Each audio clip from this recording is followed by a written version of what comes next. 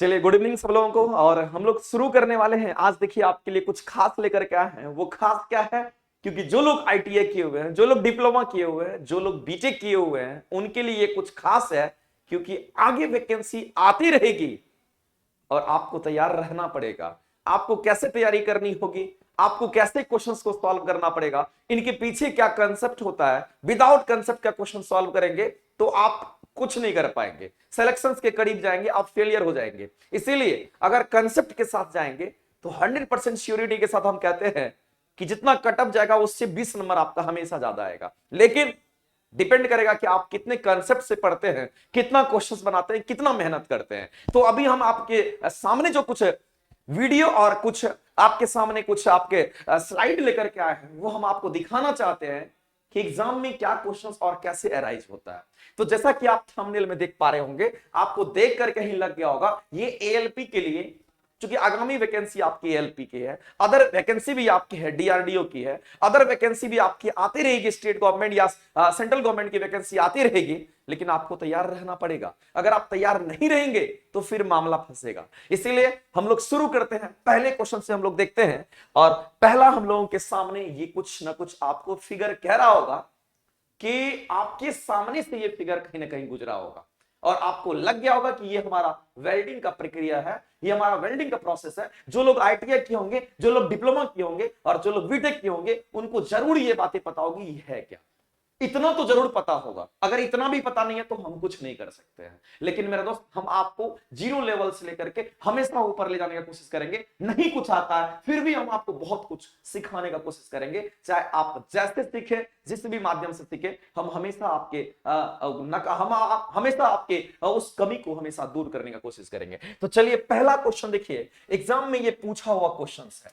ये आपका एएलपी में भी, अदर एग्जाम में भी बहुत बार क्वेश्चन आया है। लेकिन मेरा दोस्त, सीखना क्या है उसको आप देखना पड़ेगा। देखिए, पहला क्वेश्चन आपके सामने है और आपका यहां पे दे रखा है, न्यूट्रल फ्लेम के बारे में बात कर रहा है। देखिए, न्यूट्रल फ्लेम के बारे में बात कर रहा है और न्यूट्रल फ्लेम को यहां पर दिया हुआ, देखिए यहां पर न्यूट्रल फ्लेम लिखा हुआ, ये न्यूट्रल फ्लेम है। तो आप कहिएगा सर ये न्यूट्रल फ्लेम है क्या? न्यूट्रल फ्लेम की बात अगर हम बात करते हैं तो जब ये गैस वेल्डिंग की बात आती है तो हमारे समय दो सिलेंडर दिख रहा है। आप दुकान में भी जाएंगे ना तो आपको दो सिलेंडर नजर आएगा। एक देखना बड़ा वाला सिलेंडर होता है, एक छोटा सा सिलेंडर होता है। जो बड़ा सिलेंडर होता है ना, ब्लैक कलर का होगा और उसके अंदर ऑक्सीजन गैस भरे होते हैं। और जो छोटा सिलेंडर होगा ना, उसके अंदर एसिटिलीन गैस भरे होते हैं और वो आपका छोटा होता है। तो यहां पर सेम साइज का दिखा हुआ, तो ये मत समझना कि यहां पे छोटा बड़ा क्यों नहीं है। बस दिखाने के लिए आप यहां पे समझ पाएंगे कि कलर से आप ये समझ पाना कि कौन सा इसमें क्या, कौन सा गैस भरा हुआ है। तो आप दुकान में जाएंगे तो बड़ा सिलेंडर हमेशा कौन सा होगा? तो ऑक्सीजन का होगा। छोटा सिलेंडर हमेशा कौन सा होगा? तो एसिटिलीन गैस का होगा। तो हम लोग बात करते हैं, जब भी हमारे सामने ये निकल करके आता है, जब भी हमारे सामने गैस वेल्डिंग निकल करके आता है, तो हमें क्या ध्यान में रखना चाहिए? हमें क्या ध्यान में रखना चाहिए उसकी बात हम करते हैं मेरे दोस्त। अगर हम यहां पर गैस वेल्डिंग की अगर बात करेंगे, गैस वेल्डिंग की बात करेंगे, जब भी आपके सामने से गैस वेल्डिंग का टर्म आता है निकल करके, तो दो बातें आपको हमेशा समझ में आना चाहिए कि हमारे पास दो सिलेंडर होता है और दोनों सिलेंडर में अलग अलग गैसेस फ्री होते हैं। कहेंगे ये जो ब्लैक कलर का हमारा सिलेंडर है, ये जो आपको ब्लैक कलर का सिलेंडर दिख रहा है, ये जो ब्लैक कलर का आपको सिलेंडर दिख रहा है, इस ब्लैक कलर के सिलेंडर में ऑक्सीजन गैस भरे होते हैं।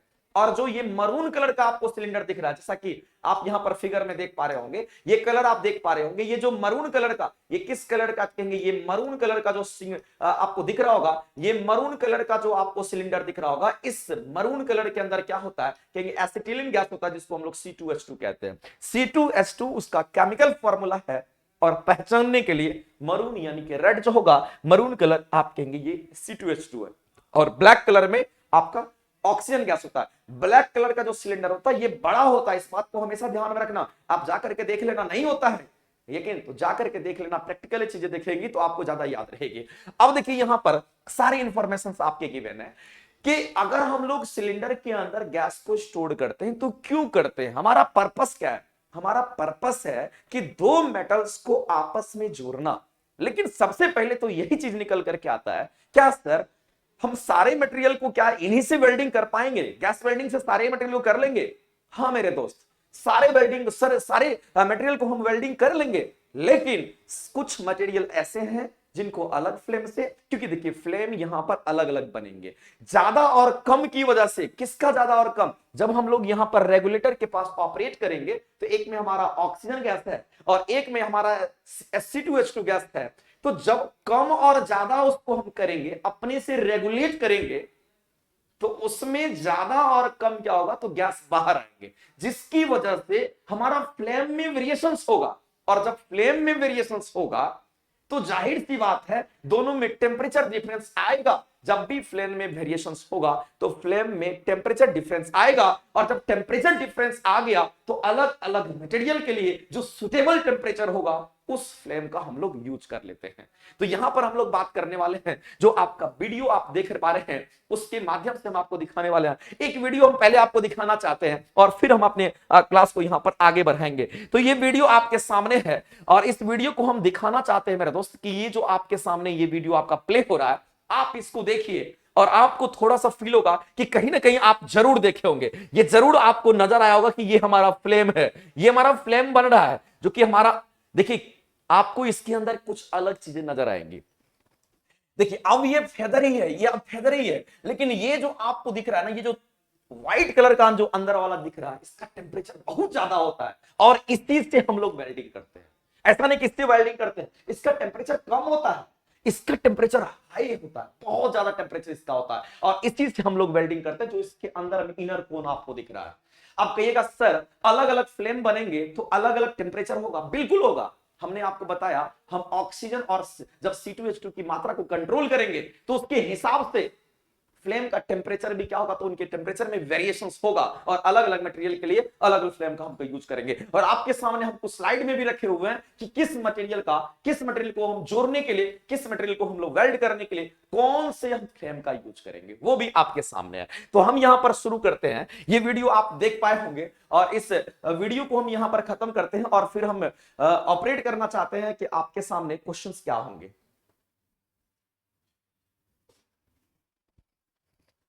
चलिए तो आपके सामने अब हम लोग देखने वाले हैं कि हमारे सामने जो क्वेश्चंस हैं, तो यहां पर क्वेश्चन क्या पूछा है, न्यूट्रल फ्लेम के बारे में पूछा है। ये हमारा न्यूट्रल फ्लेम है। तो सबसे पहले समझना, जब भी गैस वेल्डिंग होती है तो गैस वेल्डिंग में जो फ्लेम बनेंगे वो 3 ही फ्लेम बनते हैं।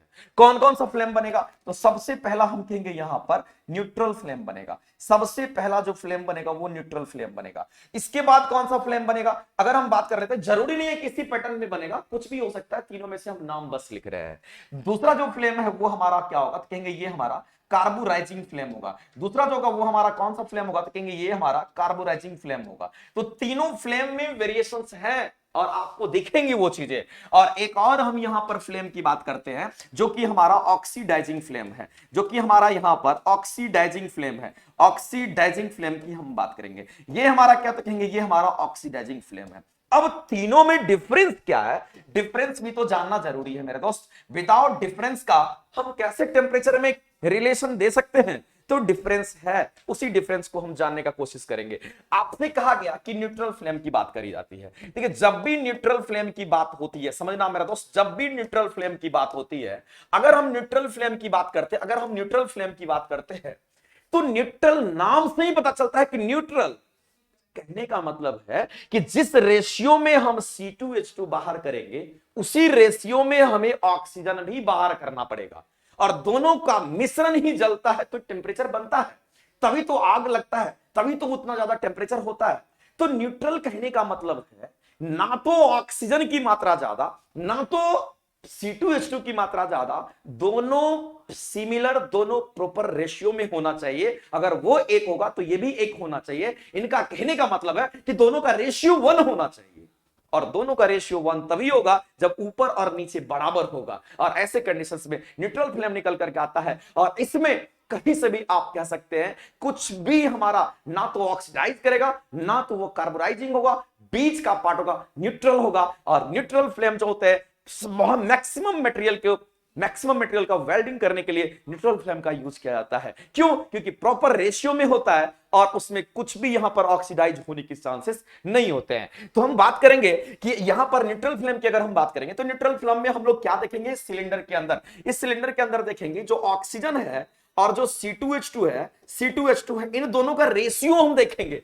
और न्यूट्रल है ना, तो दोनों का तो मान बराबर होना चाहिए। जब दोनों का मान बराबर है, ये दोनों जब बराबर होगा तो जाहिर सी बात है कटने के बाद ये क्या होगा, तो कहेंगे 1 के बराबर हो जाएगा। क्योंकि हम कह सकते हैं ये हमारा अगर 5 है तो ये भी 5 है, ये 10 होगा तो ये भी 10 होगा, बात बराबर होगा 1। यानी कि दोनों अगर बराबर रेशियो में होगा तो हम कहेंगे ये 1 के बराबर होगा। तो जब कभी भी न्यूट्रल फ्लेम की बात होती है तो आपको यह समझना पड़ेगा कि जो हमारा यहां से गैस निकला है, ऑक्सीजन गैस जितना रेशियो में है उसी रेशियो में हमारा क्या होगा, तो कहेंगे हमारा C2H2 गैसेस भी होंगे, और दोनों का रेशियो जो होगा 1 के बराबर होगा। क्या हम इसको ऐसा लिख सकते हैं, जब ये हमारा इसके बराबर है तो हम कह सकते हैं जो ऑक्सीजन गैसेस हैं इनका जो रेशियो होगा ये C2H2 के बराबर होगा। जब ये बराबर होगा तो इसको हम कह सकते हैं ये बराबर तभी होगा जब हमारा 1 अनुपात में क्या होगा, तो कहेंगे 1 होगा। ये हमारा इस तरह का रिलेशन तभी देगा जब इस रेशियो में होगा, ये हमारा रिलेशन तभी देगा जब इस रेशियो में होगा, और इस रेशियो में जब होगा तो उसी को हम लोग न्यूट्रल फ्लेम कहते हैं। जैसा कि आपको आंसर दिख रहा होगा सी,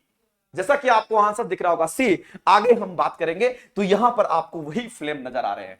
अब देखेंगे यहां पर कि ये वाला जो पोर्शन आपको दिख रहा है, ये वाला जो पोर्शन आपको यहां पर नजर आ रहा होगा, ये वाला पोर्शन, इसकी बात मैं करता हूं। इसको हम लोग कहते हैं, इसको टॉर्च बोलते हैं। ये टॉर्च का है, ये टॉर्च का है। इसके बाद क्या होता है, यहां पर हमारा इस तरह से ये लोब निकला रहता है जिससे हम लोग वेल्डिंग करते हैं ना, उसकी मैं बात कर रहा हूं मेरे दोस्त। जिससे हम लोग वेल्डिंग करते हैं, जिससे हम लोग वेल्डिंग करते हैं, वो चीज अब आपको यहां पर दिख रहा है, और इसी का टेम्परेचर बहुत ज्यादा होता है। और जब इसका टेम्परेचर बहुत ज्यादा होता है तो हम कह सकते हैं इसको अंदर का कोन करिए, कोन बनाते हुआ फ्लेम होता है। इसीलिए इसका नाम क्या होगा, इसका नाम जो होता है ये इनर कोन होता है। इसका नाम क्या होगा, क्योंकि इसका नाम जो होगा वो इनर कोन होगा। और इनर कोन का टेम्परेचर मेरे दोस्त 3100 से लेकर के 3200-3300 तक होता है। तो याद रखना इनर कोन का जो टेम्परेचर होगा ये काफी इंपॉर्टेंट है, और एग्जाम में क्वेश्चंस यहां से बहुत बार पूछे गए। 3100 डिग्री सेंटीग्रेड से ये 3260 डिग्री सेंटीग्रेड तक इसका टेम्परेचर का वेरिएशन होता है। इतना ज्यादा टेम्परेचर, 3000 समझ सकते हो कितना ज्यादा टेम्परेचर होगा किसी मटेरियल को जोड़ने के लिए, वेल्डिंग करने के लिए। यानी अंदर का जो टेम्परेचर वो बहुत ज्यादा होता है। अब कहेगा सर ये बाहर का क्या है, तो बाहर का जो आप फ्लेम देख पा रहे हैं, ये जो बाहर का फ्लेम आप देख पा रहे हैं, बाहर का जो ये फ्लेम देख पा रहे हैं, ये वाला, ये बाहर का फ्लेम, इसका टेम्परेचर बहुत कम होता है। इसका टेम्परेचर, ये जो आप बाहर का फ्लेम देख पा रहे हैं, इसका टेम्परेचर कम होता है, ये टेम्परेचर कम होता है। अब हम आगे बात करेंगे कि इसका फ्लेम का जो लेंथ होता है, किसी की फ्लेम की लंबाई ज्यादा होती है, किसी का कम होता है, उसके पीछे भी रीजन होता है, और क्वेश्चंस वो भी पूछे जाते हैं। तो आपसे क्वेश्चन क्या क्या पूछेगा, आपसे पूछेगा जब हम लोग गैस वेल्डिंग करते हैं तो गैस वेल्डिंग में हम लोग किस किस गैस का यूज करते हैं। तो सबसे पहला चीज है कि हम लोग यहां पर ऑक्सीजन गैस का यूज करते हैं, हम लोग C2H2 गैस का यूज करते हैं। एक का नाम यहां पर एसिटिलीन होगा, एक को हम लोग क्या बोलेंगे, तो इसको हम लोग एसिटिलीन बोलते हैं, इसी को हम लोग एसिटिलीन बोलते हैं। और दूसरा हमारा यहां पर क्या, तो कहेंगे ये हमारा ऑक्सीजन गैस है। दूसरा हमारा क्या, तो कहेंगे ये हमारा ऑक्सीजन गैस है। अब देखना यहां पर जो आपको ये वाला रेड कलर का जो आपको दिख रहा होगा, तो ये इसको हाउसिंग पाइप बोलते हैं, इसको हम लोग हाउसिंग पाइप बोलते हैं। और ये रेड वाला यहां से निकला, रेड वाले मारून वाले से ये निकल करके आया इस तरह से, और ये हमारा रेड कलर का है। यहां से हमारा क्या आएगा, तो कहेंगे ये हमारा मरून कलर वाला C2H2 है, एसिटिलीन है, यहां से निकल करके ये आएगा यहां पर। इसके बाद अगर हम लोग देखते हैं तो ब्लैक कलर का आपको दिख रहा होगा, तो ब्लैक कलर में हमारा क्या होता है, ऑक्सीजन गैस है। ये भी हमारा इस तरह से निकल करके, ऐसे निकल करके यहां पर पहुंचता है। और जब यहां पर पहुंचता है तो यहां पर टॉर्च लगे रहते हैं, हम अपने हिसाब से आवश्यकता अनुसार इस फ्लेम को रेगुलेट कर सकते हैं। और इसीलिए हम कहते हैं कि यहां पर हम लोग एक रेगुलेटर लगा देते हैं। एक रेगुलेटर यहां भी होगा, एक रेगुलेटर हमारा यहां भी होता है, और एक वैल्व और रेगुलेटर यहां भी होता है कि कम ज्यादा हम उस गैस को अपने हिसाब से कंट्रोल करके हम मटेरियल को वेल्डिंग कर सकते हैं। ज्यादा फ्लेम, ज्यादा टेम्परेचर चाहिए तो दूसरा फ्लेम, कम टेम्परेचर चाहिए तो कम फ्लेम वाला हम लोग यहां से कर सकते हैं। तो यहां पर हम बात करेंगे। इसके बाद हमारा क्या होता है, तो आगे हमारा इस तरह से आप देखते होंगे कि ये हमारा यहां पर फ्लेम जनरेट होता है, यहां पर आप देखते होंगे कि ये फ्लेम जनरेट होता है, और किसी की वर्क पीस की हम लोग वेल्डिंग कर पाते हैं। तो नेक्स्ट स्लाइड के बारे में बात करेंगे। तो यहां पे क्वेश्चंस की मैं बात कर रहा था। पहला तो पूछेगा कौन कौन सा गैस होगा, दोनों गैस पता चल गया। दूसरा क्वेश्चन ये पूछेगा कि जो ऑक्सीजन गैस होते हैं वो किस कलर के सिलेंडर में होता है, कहना ब्लैक में होता है। और अगला क्वेश्चन पूछेगा कि जो हमारा C2H2 होता है ये किस सिलेंडर में, किस कलर के सिलेंडर में होगा, कहना मरून कलर में होता है। और एसिटिलीन का केमिकल फॉर्मूला C2H2 होता है। इसके बाद अगर हम बात करेंगे, अगर न्यूट्रल फ्लेम से क्वेश्चंस पूछा है तो न्यूट्रल फ्लेम में पूछेगा कि न्यूट्रल फ्लेम के बारे में हमें यह बताइए कि दोनों का रेशियो कितना होगा। कहना 1 होगा, क्योंकि दोनों बराबर रेशियो में होता है, इसलिए तो मान 1 के बराबर है। और अगला क्वेश्चन पूछेगा कि हम लोग वेल्डिंग करते हैं तो क्या आउटर इनवेलप से करते हैं कि इनर से। इसको हम लोग आउटर बोलते हैं, इसको हम लोग क्या बोलेंगे, तो इसको हम लोग आउटर बोलते हैं। ध्यान रखना, इसको हम लोग आउटर इनवेलप बोलते हैं। ये हमारा आउटर इनवेलप है, ये हमारा आउटर इनवेलप है, और ये अंदर का इनवेलप है। वेल्डिंग किससे करते हैं, वेल्डिंग हम लोग इससे करते हैं। ये जो व्हाइट वाला आपको दिख रहा है, क्योंकि इसका टेम्परेचर ज्यादा होता है, इसके कंपैरिजन में इसका टेम्परेचर बहुत कम होता है। चलिए अगले क्वेश्चन के ऊपर हम लोग बात करते हैं। अगला देखिए, आपके सामने यहां पर दिख रहा होगा कार्बोराइजिंग फ्लेम, और ये क्वेश्चन बहुत ही कुछ सिखाने वाला है आपको।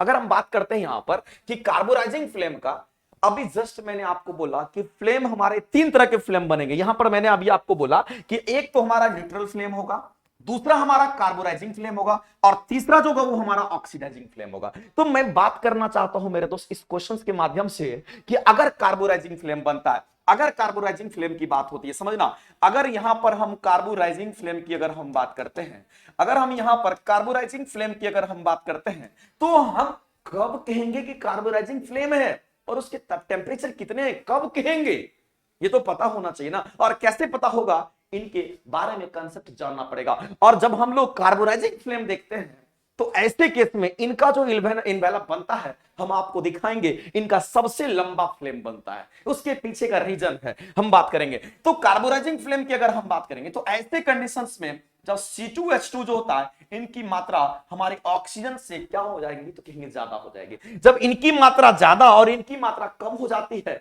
इसका मतलब है मेरा दोस्त, जब इन दोनों का हम लोग रेशियो लेते हैं, यहां पर C2H2 और O2 और C2H2 का जब रेशियो लेते हैं, तो इनका वैल्यू कितना होगा, ये ज्यादा है, इसका मतलब इसका मान लेस देन 1 हो जाएगा। इसका मान लेस देन 1 हो गया। यहां पर कभी क्वेश्चन आपसे पूछेगा कि कार्बोराइजिंग फ्लेम के लिए बताइए हमें ऑक्सीजन और C2H2 का जो रेशियो होगा वो लेस देन 1 होना चाहिए, या आपको पूछेगा कि ये लेस देन 1 कैसे होगा, कहेंगे C2H2 ज्यादा होगा और ऑक्सीजन गैस कम होगा, तो ऐसा होगा। अब हम बात करते हैं यहां पर कि इसमें हमारा 3 गो फ्लेम बनता है। इसमें कितने फ्लेम आपको नजर आ रहे हैं, 3 फ्लेम नजर आ रहे हैं। इसमें कौन कौन सा होगा, तो इसके बारे में हम लोग यहां पर चर्चा करेंगे। एक तो आपको बाहरी पोर्शन वाला ये वाला फ्लेम दिख रहा होगा, ये वाला इन्वेलप दिख रहा होगा। दूसरा इन्वेलप आपको यहां पर दिख रहा होगा, मैं सबको इंडिकेट कर देता हूं। दूसरा इन्वेलप आपको ये वाला दिख रहा होगा, और तीसरा एक और इन्वेलप आपको कहीं ना कहीं मेरा दोस्त नजर आ रहा होगा कि ये वाला, ये वाला। 3 इन्वेलप इसमें बनते हैं, 3 इन्वेलप इसमें बनते हैं। और इसके अंदर का जो इन्वेलप होगा, ये वाला जो होगा, जिसको हमने व्हाइट कलर से दिखाया है, ये वाला जो होगा, ये वाला इसके अंदर वाला जो होगा, अगर मैं बात करूं यहां पर, अगर मैं बात करूं यहां पर इसका अंदर वाला की अगर हम बात करूं, तो इसका टेम्परेचर ज्यादा होगा, और उसी से हम लोग वेल्डिंग करते हैं। तो हम लोग बात करेंगे इसका टेम्परेचर कितना होगा। कहना इसका जो मैक्सिमम टेम्परेचर T मैक्स होगा वह कितना होगा, तो कहना यह 2900 डिग्री सेंटीग्रेड के आसपास होगा। याद रखना, क्वेश्चन डायरेक्ट पूछेगा कि कार्बोराइजिंग फ्लेम का जो तापमान इनर इन्वेलप के अंदर जिससे हम लोग वेल्डिंग करते हैं, उनका टेम्परेचर कितना होगा, तो कहना 2900 होगा। इससे पहले मैंने न्यूट्रल फ्लेम के लिए बताया था, और न्यूट्रल के लिए मैंने बताया था 31 से लेकर के 3260 डिग्री सेंटीग्रेड तक होता है। इससे ज्यादा उसका होगा, वो प्रॉपर रेशियो में, और उसका यूज हम लोग बहुत ज्यादा करते हैं। अब हम लोग बात करेंगे कि ये जो इन्वेलप बनता है ये कैसे बनता है, और तीनों जो इन्वेलप को आप कैसे देख पाएंगे, अभी हम आपको वीडियो के माध्यम से हम आपको दिखाने वाले हैं। तो वो वीडियो अभी आपके सामने यहां पर आने वाला है, और उस वीडियो को यहां पर हम प्ले करते हैं, और आपको ये चीजें क्लियरली गौर से देखिएगा, तभी वो चीजें दिखेगी, नहीं तो हवा में नहीं दिखेगा। देखिए यहां पर अगर हम यहां पर बात करना चाहते हैं, देखिएगा यहां पर हम आपको दिखाना चाहते हैं कि ये इस फ्लेम को आप यहां पर कैसे देख पा रहे हैं, 3 इन्वेलप को आप कैसे देख पा रहे हैं, समझिएगा। अगर 3 इन्वेलप की बात करेंगे, अगर 3 इन्वेलप की बात करेंगे, तो एक हमारा इन्वेलप कौन सा होगा, तो कहेंगे एक हमारा इन्वेलप ये वाला बनेगा, सबसे बाहरी ये बना। दूसरा हमारा कौन सा होगा, तो कहेंगे दूसरा जो होगा वो हमारा ये वाला बनेगा, ये वाला हमारा दूसरा होगा, ये वाला। और तीसरा जो दिख रहा होगा, ये वाला हमारा तीसरा होगा। मैंने 3 इन्वेलप आपको दिखाए, गौर से देखिएगा तो समझ में आएगा। इसके अंदर देखिए ये वाला इन्वेलप आपको दिख रहा होगा, इसके बाहर एक और इन्वेलप आपको दिख रहा होगा, और इसके ऊपर एक इन्वेलप आपको दिख रहा होगा। तो ये जो वीडियो आप देख रहे हैं, इस वीडियो के माध्यम से हम आपको दिखाना चाहते हैं कि इसके अंदर 3 फ्लेम बनते हैं। और देखिए धीरे धीरे करके जैसे ऑक्सीजन और C2H2 की मात्रा ज्यादा और कम करते हैं, फ्लेम हमारे चेंज हो रहे हैं। आप देखिएगा यहां पर फ्लेम देखते हैं, अगर हम इधर की बात करेंगे तो फ्लेम कुछ और है, लेकिन जैसे जैसे अगर हम ऐसे कंडीशन में अगर हम देखेंगे कि जैसे जैसे उनका रेगुलेशन होता है, किसका, C2H2 और उसके साथ साथ ऑक्सीजन गैस का, जब हम रेगुलेशन करते हैं तो हमें फ्लेम, अलग अलग तरह के फ्लेम प्रोड्यूस होते हैं। और आपको दिख रहा होगा कि ये कोन हमारा किस तरह से बन रहा है। हमारे इन्वेलप जो बन रहे हैं वो उन्हीं के रेगुलेशन से बन रहे हैं। हम आपको पहले भी बोले थे कि न्यूट्रल फ्लेम, ऑक्सीडाइजिंग फ्लेम और हमारा जो तीसरा कार्बोनाइजिंग फ्लेम होता है, इनका जो फ्लेम होता है ना, वो मेनली रेगुलेशन की वजह से होता है। अब देखिएगा फ्लेम आपको दिख रहा होगा, और देखिएगा तीसरा भी फ्लेम आपको, अभी तक में दो फ्लेम आपको नजर आ रहा, एक और फ्लेम यहां पर बनता है, और अब वो भी आपको नहीं नजर आया तो आप यहां पर गौर से देखें, यहां तक में आपको क्लियरली सीन होगा और आप अच्छे से देख पाए होंगे कि ये वाला देखिए छोटा सा, और इसके ऊपर में एक इन्वेलप, ये वाला, तीन इन्वेलप बनते हैं। किसमें, तो कहेंगे ये कार्बोराइजिंग फ्लेम में हमारे तीन इन्वेलप बनते हैं। तो यहां पर हम लोग बात करने वाले हैं, यहां पर हम लोग बात करने वाले हैं आगे का। तो हम यहां पर डिस्कस करने वाले थे मेरे दोस्त कि यहां पर तीन इन्वेलप बनता है। क्यों तीन इन्वेलप बनता है, इसके पीछे का रीजन है। अब समझिएगा कि C2H2 की मात्रा ज्यादा है और ऑक्सीजन की, सॉरी, C2H2 ज्यादा है और ऑक्सीजन क्या है, तो कहेंगे कम है, क्योंकि किसी फ्लेम को जलने के लिए ऑक्सीजन चाहिए, ऑक्सीजन। तो जब यहां से हम रेगुलेशन करेंगे, C2H2 और ऑक्सीजन को बाहर निकालेंगे, तो ऑक्सीजन ज्यादा हम नहीं दे रहे हैं, हम क्या दे रहे हैं, ज्यादा, C2H2 ज्यादा दे रहे हैं। और ये जब ज्यादा देंगे, ये कम देंगे और फिर रेगुलेट करेंगे, तो जाहिर सी बात है हमारे इन्वायरमेंट में भी ऑक्सीजन गैस है, सिर्फ सिलेंडर में ही गैस नहीं है, हमारे इन्वायरमेंट में भी ऑक्सीजन गैस प्रेजेंट है। और वैसे कंडीशन में जब ये ज्यादा देंगे, ये कम देंगे, तो जाहिर सी बात है हमारा फ्लेम खोजेगा बाहर का ऑक्सीजन को खोजेगा, और जब बाहर के ऑक्सीजन को खोजने का कोशिश करेगा तो वह फ्लेम लंबा बन जाता है। और आप ध्यान में रखना, ये क्वेश्चन एग्जाम में पूछे जाते हैं कि कौन सा ऐसा फ्लेम है जिसमें हमारा फ्लेम की लंबाई सबसे ज्यादा होती है, वो कार्बोराइजिंग फ्लेम होगा, क्योंकि कार्बोराइजिंग फ्लेम में ये कम होगा, ये ज्यादा होगा, ये कम होगा, ये कम होगा। तो हमारे वातावरण से ऑक्सीजन को हमारे एनवायरनमेंट से खोजने के लिए ये फ्लेम लंबा दूरी ट्रेवल करेगा, इसीलिए इसकी फ्लेम की लंबाई ज्यादा होती है। तो क्वेश्चन अगर पूछता तो लॉजिकली आप आंसर करेंगे। तो यहां पर सीधा सीधा पूछा गया था क्वेश्चन, और क्वेश्चन को सॉल्व करने में ज्यादा दिमाग लगाने की जरूरत नहीं, सीधा सीधा आपके आंसर यहां से निकल करके आ जाएंगे। क्या आएंगे, तो यहां पर कार्बोराइजिंग ज्वाला के बारे में बात कर रहा है, कार्बोराइजिंग फ्लेम के बारे में बात कर रहा था। कितने फ्लेम बने हैं, क्योंकि तीन को बना है, यानी कि तीन को कौन बना है, क्योंकि हमारे आंसर यहां पर ए ऑप्शन जाएंगे। अगले क्वेश्चन की तरफ हम लोग बढ़ते हैं नेक्स्ट। अब हम आपको दिखाना चाहते हैं मेरा दोस्त कि जो हमारा कार्बोराइजिंग फ्लेम होता है, उसी का दूसरा नाम होता है जिसको हम लोग रिड्यूसिंग फ्लेम बोलते हैं, जिसको हम लोग रिड्यूसिंग फेदर हम लोग लिखा हुआ है। इसी रिड्यूसिंग फ्लेम को हम लोग कार्बोराइजिंग फ्लेम के नाम से भी जानते हैं, इसी को हम लोग कार्बोराइजिंग फ्लेम के नाम से भी जानते हैं, इसी को हम लोग कार्बोराइजिंग फ्लेम के नाम से भी जानते हैं। रिड्यूसिंग फ्लेम कहने का मतलब कार्बोराइजिंग फ्लेम, और जब कार्बोराइजिंग फ्लेम होगा तो C2H2 की मात्रा कम, ऑक्सीजन की मात्रा ज्यादा, सॉरी, C2H2 की मात्रा ज्यादा, ऑक्सीजन की मात्रा कम कार्बोराइजिंग फ्लेम के लिए। तो हम यहां पर बात करेंगे कि रिड्यूसिंग जब फेदर बनता है तो क्यों बनता है और कैसे बनता है।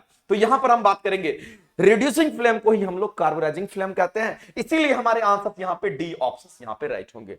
अब हम आपको एक चीज दिखाना चाहते हैं, इससे पहले कि अगर हम बात कर लेंगे कार्बोराइजिंग और न्यूट्रल, यहां पर आप देखिए तीनों दे रखा है, ऑक्सीडाइजिंग फ्लेम है, न्यूट्रल फ्लेम है और यहां पर कार्बोराइजिंग फ्लेम है, तीनों फ्लेम दे रखे हैं। जब आप इसको गौर से देखिएगा ना, तो किस फ्लेम की लंबाई ज्यादा दिख रही है, तो आपको लग रहा होगा कि सर इसकी लंबाई ज्यादा है। और इस फ्लेम की लंबाई याद रखना कितनी होती है, याद रखना मेरे दोस्त, इस फ्लेम की जो लंबाई होगी 2n से लेकर के, यहां पर याद रखना 2n से लेकर के 3n होता है। याद रखना 2n से लेकर के कितना तक होगा, इसको ध्यान में रखने की जरूरत है। यहां से क्वेश्चंस निकल करके आता, मैं इसकी लंबाई को इंडिकेट कर देता हूं ताकि आपको वो चीजें एकदम विजुअल रहे कि इसकी लंबाई कितनी होगी, किसकी लंबाई ज्यादा और किसकी लंबाई कम होगी। तो इसकी लंबाई कितनी होगी, इसकी लंबाई 2n से लेकर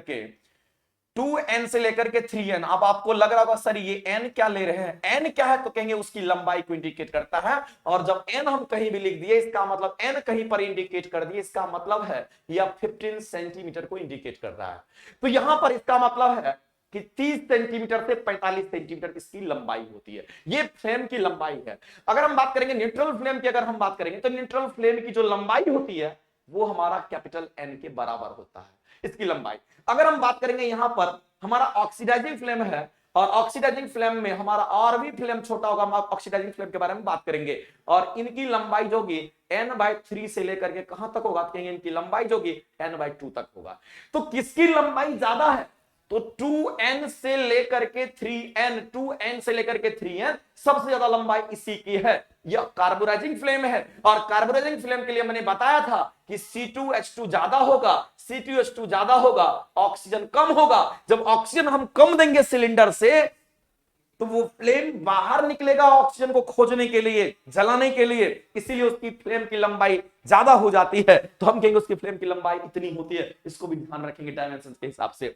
अब अगर बात करते हैं न्यूट्रल फ्लेम के लिए, तो न्यूट्रल फ्लेम के लिए ये कंडीशंस आपको ध्यान में रखना पड़ेगा कि जो C2H2 होते हैं ये प्रॉपर रेशियो में होगा, ये बराबर होगा, प्रॉपर रेशियो में ये बराबर होगा किसका, तो कहेंगे ऑक्सीजन का।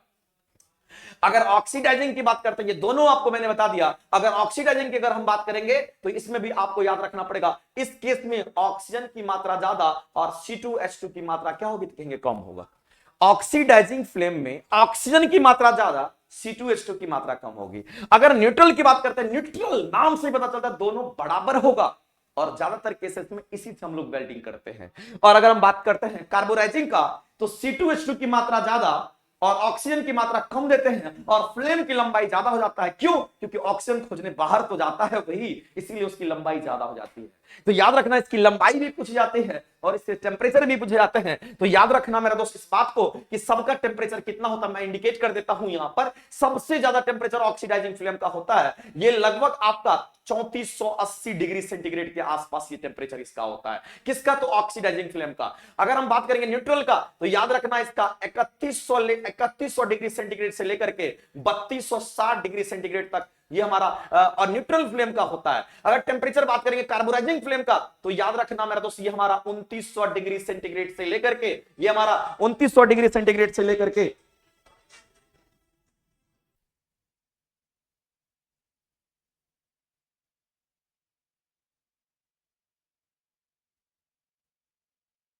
अगर हम बात करेंगे यहां पर न्यूट्रल कार्बोराइजिंग फ्लेम का याद ध्यान रखेंगे, तो मेरा दोस्त हम कहेंगे ये 2900 डिग्री सेंटीग्रेड, यानी कि सबसे कम हमारा तापमान इसी का बनता है। इस बात को ध्यान में रखेंगे।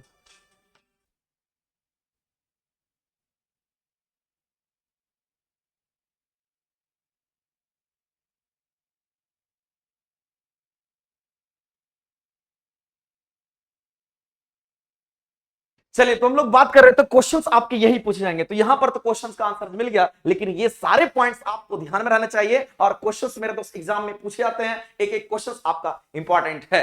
किसकी लंबाई कितनी, ये भी ध्यान में रखना, टेम्परेचर भी ध्यान में रखना, और अगर न्यूट्रल फ्लेम की लंबाई कितना n के बराबर, और n का मान कितना कहेंगे 15 सेंटीमीटर होता है, इसको ध्यान में रखना। आगे हम चलते हैं और एक और हम आपको दिखाने वाले हैं जो कि आपका ऑक्सीडाइजिंग फ्लेम है। मैंने बोला था कि फ्लेम हमारे तीन ही है, एक न्यूट्रल फ्लेम है, दूसरा कार्बोराइजिंग फ्लेम है, और कार्बोराइजिंग फ्लेम का ही नाम दूसरा जिसको रिड्यूसिंग फ्लेम कहते हैं, और हमारा तीसरा जो है यहां पर ऑक्सीडाइजिंग ज्वाला, जिसको हम लोग ऑक्सीडाइजिंग फ्लेम के नाम से जानते हैं, ये ऑक्सीडाइजिंग फ्लेम हो गया। अब आपको पूछ रहा है कि जो ऑक्सीडाइजिंग फ्लेम है इसमें ऑक्सीजन और एसिटिलीन, ऑक्सीजन मतलब O2 और एसिटिलीन, ऑक्सीजन और एसिटिलीन, एसिटिलीन को हम लोग C2H2 से दिखाते हैं, इन दोनों का अनुपात पूछा जा रहा है। और अनुपात कहने का मतलब है कि जब हम लोग सिलेंडर से हम लोग लेते हैं तो ऑक्सीजन और C2H2 का जब हम लोग अनुपात देखेंगे, जब ऑक्सीडाइजिंग फ्लेम की बात आती है, ऐसे कंडीशंस में इसका मान ग्रेटर देन 1 होता है, इसका मान ग्रेटर देन 1 होता है। और यह मान ग्रेटर देन 1 तभी होगा जब O2 की मात्रा ज्यादा होगी और C2H2 की मात्रा कम होगी, तभी ऐसा पॉसिबल है, अदरवाइज पॉसिबल नहीं है। और ये हमारा वो फ्लेम है जिससे मैक्सिमम टेम्परेचर आपको मिलता है। और इनके इनर कोन वाले जो आपको दिख रहा होगा, ये वाला जो कोड दिख रहा होगा, ये वाला, इसका तापमान जो इनर कोन का होता है, इसका तापमान, ये जो इनर कोन आपको दिख रहा होगा, इस इनर कोन का जो तापमान होता है, याद रखना ये 3500 डिग्री सेंटीग्रेड होता है। और डायरेक्ट एग्जाम में ये क्वेश्चंस बनते हैं। और आपसे ये भी पूछेगा कि जो हमारा ऑक्सीडाइजिंग फ्लेम होता है, इसमें कितने फ्लेम के जोन बनते हैं, कहना इसमें 2 ही बनता है। एक तो हमारा जोन ये है, एक हमारा जोन यहां पर दिख रहा था कि एक जोन हमारा यहां पर बनेगा और दूसरा हमारा यहां पर बनेगा। तो ये 2 जोन के बनते हैं। ये भी क्वेश्चंस आपके पूछे जाएंगे, और ये भी आपके क्वेश्चंस पूछे जाएंगे, ये भी क्वेश्चंस आपके पूछे जाएंगे, और आपको ये भी पूछेगा। सारे को आपको ध्यान में रखना। तो आप यहां पर देख पा रहे होंगे, एक से ज्यादा होगा तो हम कहेंगे यहां पर ग्रेटर देन 1 होगा, यानी कि सी ऑप्शन हमारे राइट होंगे। सी ऑप्शन हमारे करेक्ट होंगे। आगे चलते हैं और अगला देखिए सिंपल सा क्वेश्चन है और क्वेश्चन क्या दे रखा है, कह रहा है कि जो ज्वाला जलता है, जब भी फ्लेम जलता है तो कह रहा है कि उच्चतम तापमान उत्पन्न होता है।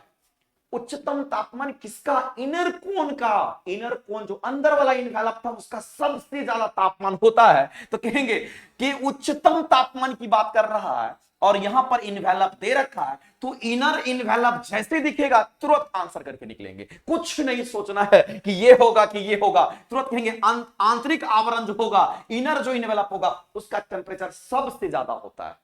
बताइए, सीधा सीधा क्वेश्चन था और इसमें कुछ भी लफड़ा नहीं था, आपको हर चीज यहां पर समझ में आ गया होगा। अब हम आपको एक चार्ट के माध्यम से दिखाना चाहते हैं कि जब भी हम लोग गैस वेल्डिंग करते हैं, जब भी हम लोग गैस वेल्डिंग करते हैं मेरे दोस्त, जब भी हम लोग गैस वेल्डिंग करते हैं तो किसी मटेरियल के लिए कौन सा फ्लेम चाहिए वो आपके सामने एक चार्ट है और डायरेक्ट एग्जाम में क्वेश्चंस आते हैं। खास करके मेरे दोस्त अगर हम बात करेंगे, ये हमारा माइल्ड स्टील और हम अगर एलॉय स्टील की अगर हम बात करते हैं और साथ ही साथ यहां पर कास्ट आयरन की अगर हम बात करते हैं, ये जो आप तीन देख पा रहे हो इससे बहुत बार क्वेश्चन पूछा गया है कि जो माइल्ड स्टील है, जो हमारा स्टील है, जो हमारा कास्ट आयरन है, इनकी जो वेल्डिंग होती है वह किस फ्लेम से होती है? कहना यह न्यूट्रल फ्लेम से इनकी वेल्डिंग होती है। ध्यान में रखना इस बात को, डायरेक्ट एग्जाम में ये क्वेश्चंस आते हैं।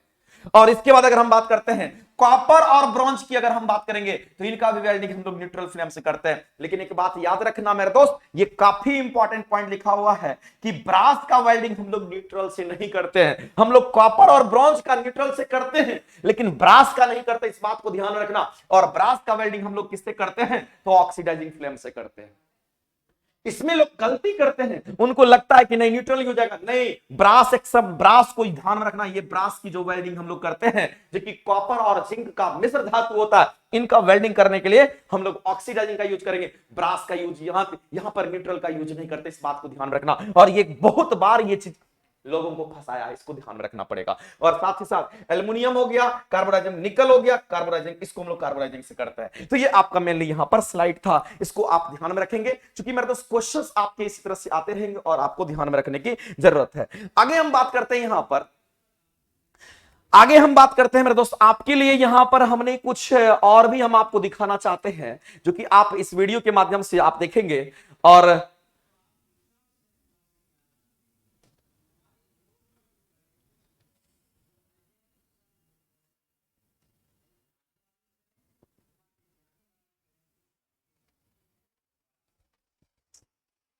कहां स्लाइड,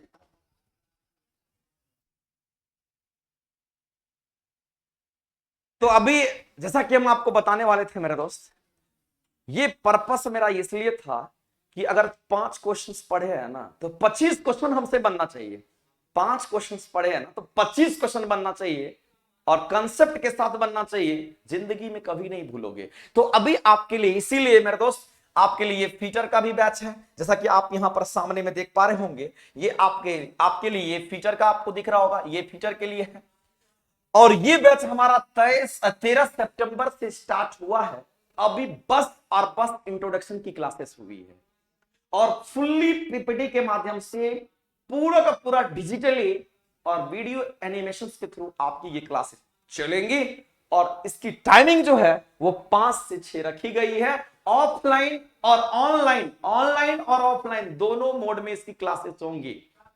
और मैं आपको बता देना चाहता हूं, जितने टॉपिक आप पढ़ेंगे ना, सारे टॉपिक का निचोड़ मैं दूंगा और आप देखना डायरेक्ट क्वेश्चन हिटिंग वो टॉपिक आपके होंगे। मैं आपको ज्यादा कुछ नहीं लिखाऊंगा, मैं उतना ही करवाऊंगा जिससे काम आपका चल जाएगा, जिससे आपका एग्जाम निकल जाएगा, जिससे आपको कंसेप्ट मिल जाएगा, जिससे सारे क्वेश्चंस आपसे बन जाएंगे। तो हम बात करना चाहते हैं कि ये हमारे ऑनलाइन ऑफलाइन दोनों मोड में है। अगर किन्हीं को कोई कंफ्यूजन होगा, इंक्वायरी नंबर आपके सामने है, जरूर कॉल कर लेना। अगर हो सके तो आप अगर पटना में है तो आकर के मिल भी लेना।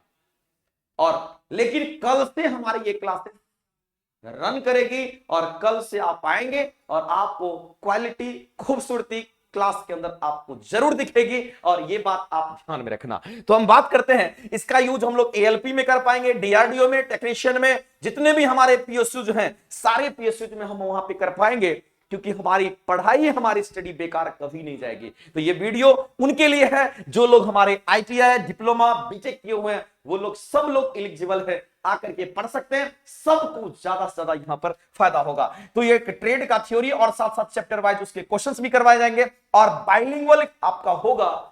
और हम लोग जब डिलीवर करते हैं क्वेश्चंस को, अब जब सिखाते हैं, कंसेप्ट को जब सिखाते हैं, तो बोथ लैंग्वेज में, दोनों लैंग्वेज बाइलिंगुअल में हम लोग हमेशा डील करते हैं और सारे बच्चे सेटिस्फाइड होते हैं। इसीलिए कभी इस बात में ध्यान मत रहना, इंग्लिश हिंदी का हर चीज में आपको कंफर्टेबल करके रखेंगे। तो ये वीडियो था। इसके बाद अगर हम बात करना चाहते हैं मेरे दोस्त, यहां पर दूसरा स्लाइड है हमारा डीजल मैकेनिक का भी। तो जो लोग डीजल मैकेनिक से किए हैं वो सिर्फ एएलपी के लिए है, और डीजल मैकेनिक में डीआरडीओ में बहुत कम पोस्ट है, लेकिन आगामी वैकेंसी आपकी आती रहेगी। डिग्री है तो यूज करना सीखिए ना। आगे अगर हम बात करेंगे एलपी की वैकेंसी आती है, वहां पे आप एलिजिबल है और आप रेलवे में अगर जाने का सपना देखते हैं तो आपको सारे प्रोसीजर से आपको गुजरना पड़ेगा और तैयार रहना पड़ेगा अभी से। तो हम बात करेंगे यहां पर, ये भी आपका 13 सितंबर से स्टार्ट हुआ है। 13 सितंबर से स्टार्ट हुआ, इसमें भी इंट्रोडक्शन की क्लासेस हुई है, इसमें भी सेम आपको हर चीज आपको दिए जाएंगे और स्टडी मटेरियल के साथ साथ बाइलिंगुअल आपकी क्लासेस होंगे। एएलपी रेलवे ड्राइवर और टेक्नीशियंस के लिए ये वैलिड है और इनकी टाइमिंग आपको 5 से 6 रहेगी और इंक्वायरी नंबर पर आप कॉल करके आप सब कुछ जान सकते हो। इसके बाद अगर हम बात करना चाहते हैं, आपके सामने ये बैनर आपको दिख रहा होगा जिसमें आपको हम फीचर वाले फीचर करेंगे, या कोई डिप्लोमा बीटेक किया हुआ है मैकेनिकल वगैरह से तो फीचर करेगा। कोई एमआरएससी का ट्रेड रखा है तो एमआरएससी की ट्रेड की क्लासेस भी आपकी कल से स्टार्ट होगी जी। जो लोग एमआरएससी वाले हैं वो भी आएंगे। और इसके बाद डीजल मैकेनिक वाले तो आएंगे ही आएंगे, और फीटर, डीजल मैकेनिक और एमआरएससी, इसके अलावे मशीनिस्ट के ट्रेड और आगे चल करके हम वेल्डर की भी क्लासेस आपके सामने लेकर के आएंगे। तो सारे ट्रेड आपके सामने होगा, बस और बस आपको तमन्ना होना चाहिए कि हमको रिजल्ट लेना है। तो जितने भी 10th प्लस आईटीआई किए हुए हैं तैयार हो जाइए, जो लोग डिप्लोमा किए हैं तैयार हो जाइए, और जो लोग बीटेक किए हैं तैयार हो जाइए और अपने डिग्री को और अपने आप को एक नए मुकाम पर ले जाइए। और इसी तरह से हम लोग हमेशा लेक्चर करेंगे, हमेशा सीखेंगे, हमेशा कुछ ना कुछ सीखने का कोशिश हर एक क्लास में करेंगे और आपको हर एक चीज आपको मिलेगी क्लासेस में। तो चलिए आज इस वीडियो को हम यहीं पर रखते हैं, नेक्स्ट वीडियो में हम आपको फिर मिलेंगे। Okay, bye bye.